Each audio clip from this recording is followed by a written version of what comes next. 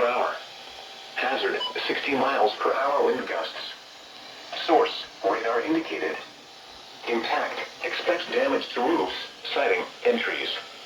Locations impacted include Roanoke Rapids, Halifax, Littleton, Weldon, Arcola, Mattock Mountain State Park, South Weldon, Airlie, Rosemary, and Roanoke Rapids Lake.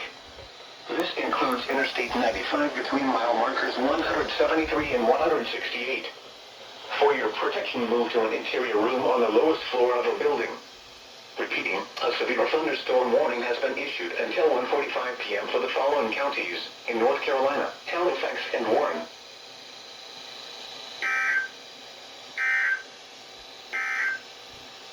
This is NOAA Weather Radio. All hazards station W. Well, the WR321's activated. 162.55 megahertz.